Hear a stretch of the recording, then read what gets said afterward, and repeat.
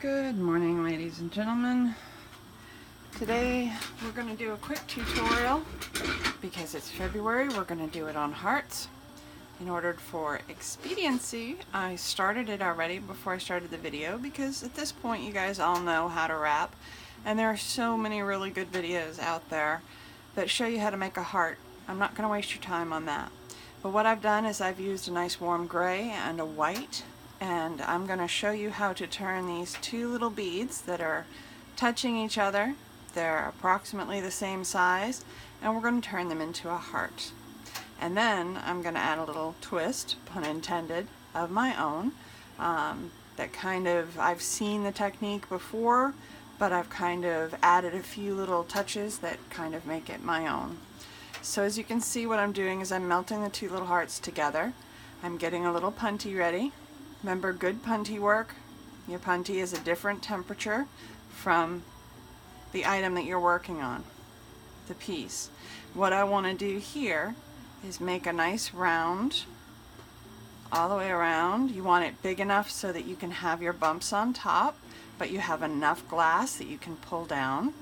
At this point, I'm going to have, normally you have hot punty, cold work.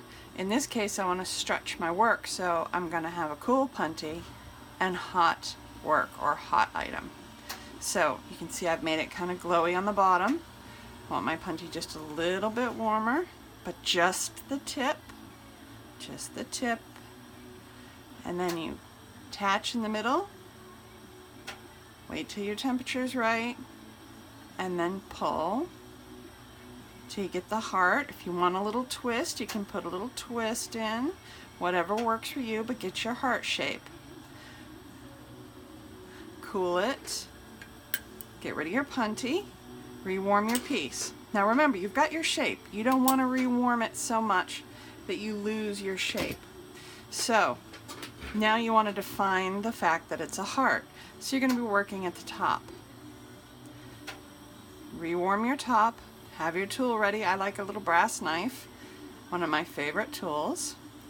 Steady your hand, get it lined up, and put in your curve.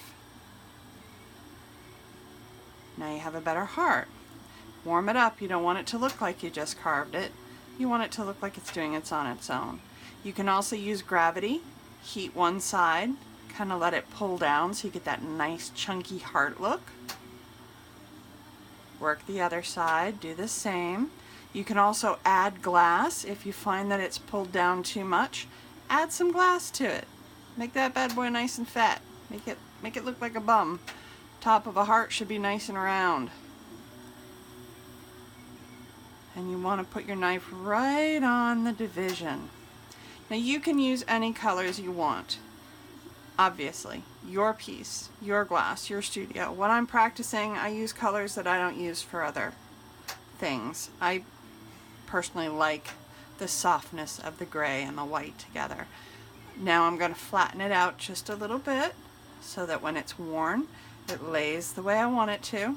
Now the interesting thing here when you're joining two colors is that you're going to have two glasses that are going to move at different temperatures. So in this case, the gray is warming up and flattening faster than the white. So you want to keep that in mind. Add a little bit more heat to the white. Some glasses are stiffer than others. And again, use the heat to get your nice round gravity shape. Okay, now here's where I'm going to do something a little different. I have chosen a color here, and you can see over to the side that I have some pre-prepared cubic zirconias. What I want to do here is I want to add a twist, and I'm going to put a cubic zirconia in it. So I'm going to refine my flame so I get a little bit of a point so I can heat one particular spot. I got a nice hot spot there, putting a little more on the white because it's a little stiffer. Stabilize your hand, plunge, and twist. We're all familiar with this one at this point, or hopefully we are. If not, there you go. I'm giving it a nice little twist. I want the gray and the white to twist together. Let it cool until your thing pops off. There you go. Now, I've got a twist and I've got a darker spot. Now, many of you have asked about the cubic zirconias. Cubic zirconia, use the best quality you can afford. If you get the really cheap stuff, it's gonna crack and pop. So what I'm gonna do, these CZs have been sitting over here for quite a while. For demonstration's sake, I'm gonna show you ones that I have on a toothpick, because I know that it's gonna catch on fire, and I want you all to see how simple it really is. You wanna pre-warm it a little bit, but remember, you're putting a toothpick in the flame. The glue that I use is just regular old Elmer's glue. There we go.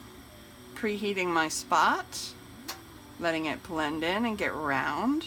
I'm also putting some insurance heat in the back, letting the tip kind of do its thing.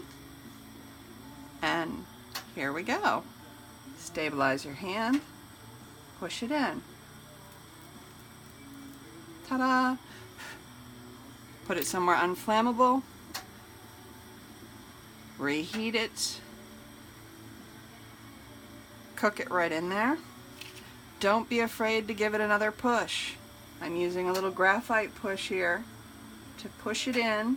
I want the glass to go over the girdle of the cubic zirconia, for those of you who are familiar with terminology on stones.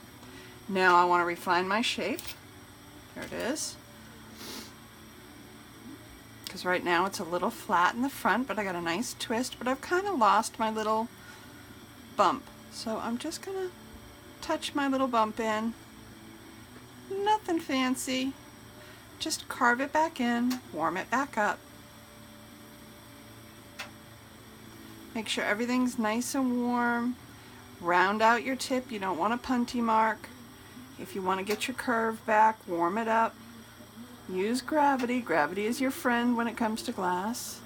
And there we go. A little twist, little cubic zirconia, nice streak of color, and she's done.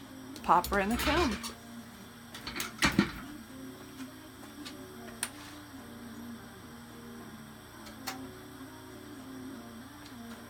And there you go. We'll talk more about the challenge in the post. Thank you for joining me.